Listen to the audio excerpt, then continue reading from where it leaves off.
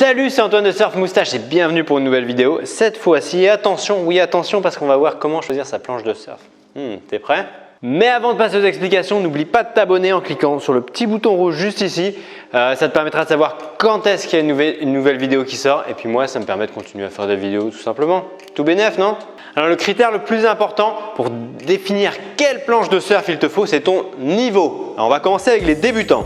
Alors les débutants, tu viens de découvrir le surf, tu as besoin de quelque chose de super stable, facile pour apprendre les figures de base, c'est-à-dire le take-off, ensuite savoir dérouler une vague. Donc la planche qu'on conseille, c'est le Mini Malibu.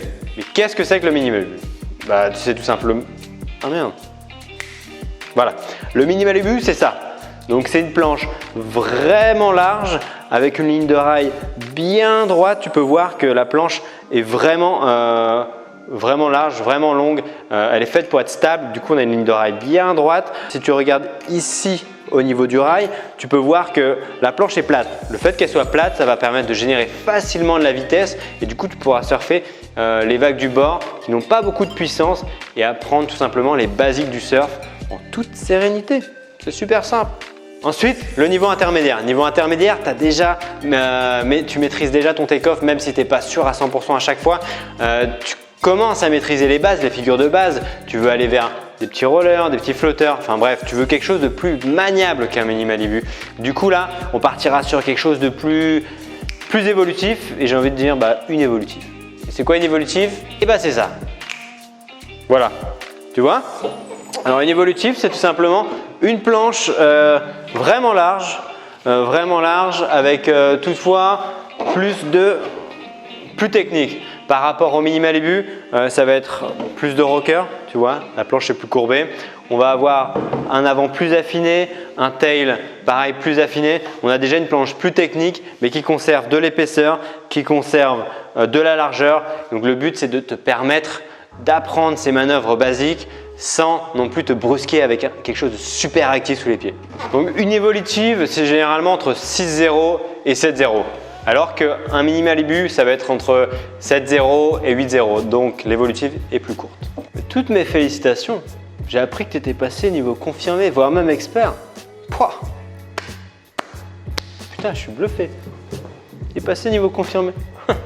Le ouf. Bon là clairement fini les tours de magie, hein. J'ai été te chercher une petite board qui répondra parfaitement à tes attentes parce que là il te faut quelque chose pour envoyer. Là t'en peux plus, là t'as envie d'envoyer des gros airs, d'envoyer des gros carves. Toi ce que tu veux c'est déchirer la vague. Du coup là par exemple là j'ai la OG Flyer All-Meric. Toi ce qu'il te faut maintenant c'est une planche vraiment technique.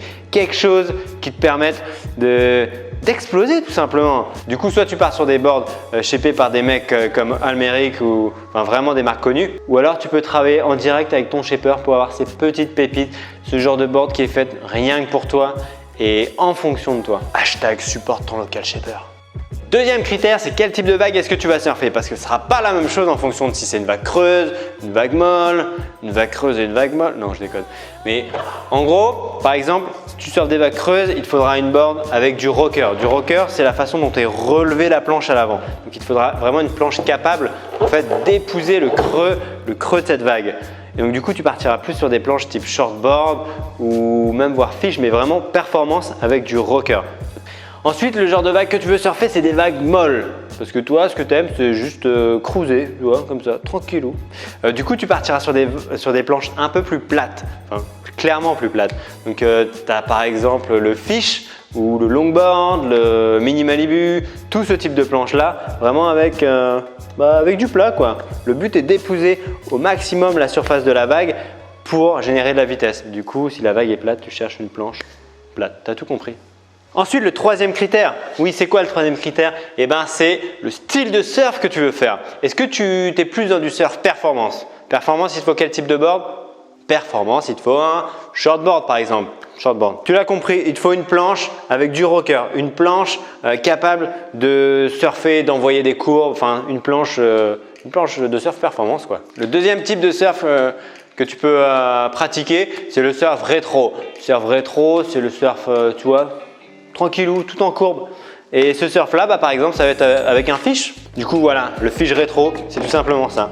Une planche plate, des grosses dérives pour prendre de la vitesse et accrocher.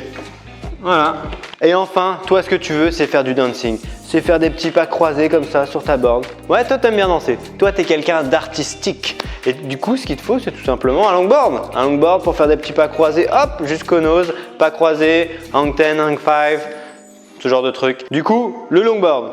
Tada! Ouais, sans les mains. Bon, je sais qu'on avait dit qu'on n'en parlerait pas, mais là, je crois qu'on n'a pas le choix.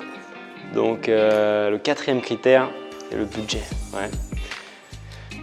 Parler des choses qui fâchent de temps en temps, hein, pas le choix. Donc le budget, si tu as de la maille, non, enfin je veux dire si tu as des sous, et que le budget pour toi c'est pas un problème, tu veux te faire plaisir, tu as le droit de te faire plaisir, tu as raison, fais-toi plaisir, ça devient bizarre. Du coup, tu peux partir sur les dernières nouveautés, des boards rétro, des planches collector, enfin là sérieusement, j'ai pas de conseils à te donner, mais juste choisis ce qui te fait plaisir, quoi. Bon, ensuite, toi, ton budget, c'est pas de flamber. T'es pas non plus à la dèche, mais t'es pas non plus le plus riche.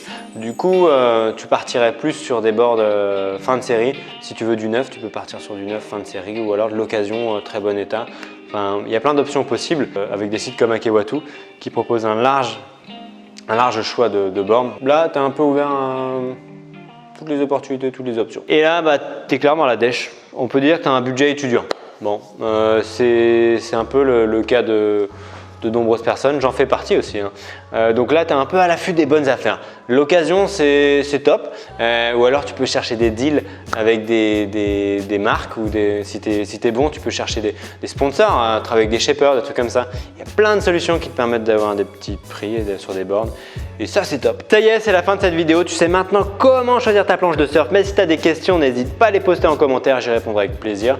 En attendant, on se donne rendez-vous pour une prochaine vidéo. N'oublie pas de t'abonner parce que plus on est de fous, plus on rit. Hein, c'est bien connu. J'ai qu'une chose à te dire. Bon surf! Youhou!